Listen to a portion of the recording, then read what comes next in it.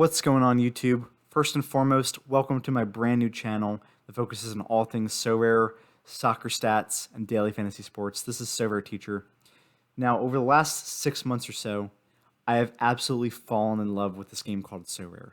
And if you've clicked on this channel, it's probably because you know what Sorare is, which is an awesome game where we use soccer cards, which are NFTs, to enter competitions and win amazing prizes that can be worth potentially a lot of money.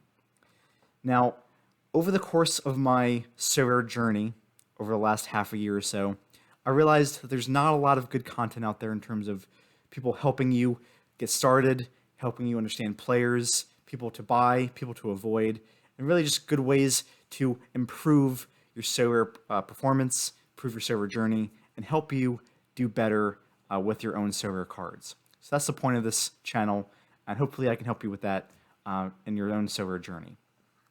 For my first episode, I really want to focus on a few players that I think are really underrated for this upcoming MLS season. As you know, the MLS season will start in about a month's time, so people are quickly getting their MLS teams together. People are quickly trying to figure out who do I want to play in Champions America once the MLS season starts. And I've got a few picks for you that you might want to pay attention to for some under-the-radar players whose prices might go up drastically in the upcoming season or two. The first guy I want to focus on is a familiar face to pretty much anyone who's watched MLS or the U.S. men's national team or really the LA Galaxy for the last 5 or 6 years, which is Sebastian Lletget. Now, he's not a young guy, right? He's not an under-the-radar guy in terms of his name. A lot of people know who he is, but I think he's pretty under the radar in terms of what his performance could be in Sorare going forward in this upcoming season for a couple of reasons. First and foremost, he's playing on a brand new team, which is a much better team. The New England Revolution have a far better squad, a far better superior squad in terms of offense, in terms of talent. And when you put a guy with more talented players, gives him more chances for assists, gives him more chances for goals. It opens up the field for him, more chances for attempted assists, right, for a higher all-around score. So I think on this new team, he has a much better chance of scoring higher simply because people surrounding him are a lot better.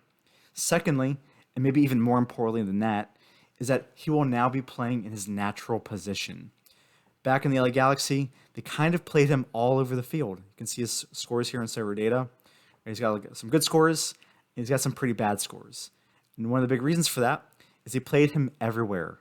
They played him in attacking midfield, played him in central midfield, played him even in wing back or winger, which is not his natural position. He's a natural attacking midfield. And so one of the reasons why he went to the Revs in the first place, why Bruce Arena wanted him, is because he's a really solid natural attacking midfielder, and he was promised to be a natural attacking midfielder during the season. So he's excited to play attacking midfield most of the season, and I think because of that, the fact that his natural role, the role that he's best at, we'll be seeing much better scores from him down the road in 2022, not only in terms of decisives, but in terms of all-around score as well. He's playing his best position for the entire season. Another solid player who you might want to look at as a long-term hold and a dark horse hold is Emerson Hyndman. Now, Hyndman first started his career over in England. He played for Fulham for a while when he was a teenager, when he was 18, 19. And for the last couple seasons or so, he's been over at Atlanta United, and he hasn't really made a name for himself like I thought he would early on. See his Sorare scores, not great, right? The reason why it's zeros across the board for his L15 and his L5 is he's been injured for quite a long time. He tore his ACL back early last season, and so he really hasn't had a chance to prove himself in the MLS yet. However, I think that's all about to change this season since he's healthy, he's running fine, and the coach is a big believer in what he can do. As a matter of fact, I believe last week, he actually said in an interview that he really likes Hyndman's technical ability. He's not sure where he wants to play him yet, either attacking midfield or central midfield, but he does know for sure that he wants to give him a chance in the starting team, give him a chance to earn a spot in this really offensively talented team, which would be great for his Sorare scores if he can get a chance to start regularly or at least be in the rotation regularly. Now, his price is pretty high right now, right? It says he's about 0.07 ETH, which is a little pricey considering he's not an everyday starter. However, what I think the plan is is to let the season start, let people sell off his cards as you see that he's not starting every game, and then once his price drops a bit, that's when you super in for the kill. Because I personally think, that if Santiago Souza gets injured, and I mean Souza's made of glass, so that's very likely, that if he goes down, Hyndman is the guy who will step in, who will be given the chance. It could potentially cause his price to soar as a guy who gets into the rotation and potentially gets into the first team a lot more regularly in a very good Atlanta offense.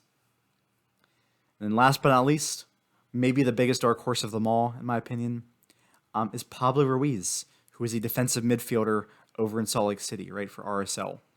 Now, you might be thinking, why would a defensive midfielder be a dark horse, right? Well, for one, he already has a pretty high floor. Right? You can see here, he's a pretty regular high 40s, low 50s, mid 50s scorer. And the reason for that is he is a beast in the midfield. He's very active in terms of interceptions, in terms of pressures. He's actually in the top 20th percentile for pressures, top 10 percentile for interceptions. So super active. He really gets on the ball a lot. He's really aggressive and presses a lot in the midfield. So that's really good for his all-around score. But more importantly, for a reason why I think he's a dark horse, is that there's a big void on this team for set pieces. Rusnak is gone. Albert Rusnak went to the Sounders. And so the guy who might be best positioned to take over those set pieces, those corners, those free kicks, is Ruiz. A lot of insiders believe he's the guy who'll step in to take those set pieces. And if that's the case, boy, he's going to have far more decisive opportunities than he typically does as a defensive midfielder. So not only does he have a high floor, but he might also have a higher ceiling as well through those increased number of decisives that he'll get from having those assist opportunities from those set pieces. So these are guys I really believe in going forward in the season. Guys who might not only have a breakout season this year, but be good long-term holds down the road. If you like this video, please give it a like. If you thought this was good content, please subscribe to the channel. I plan on doing videos more regularly.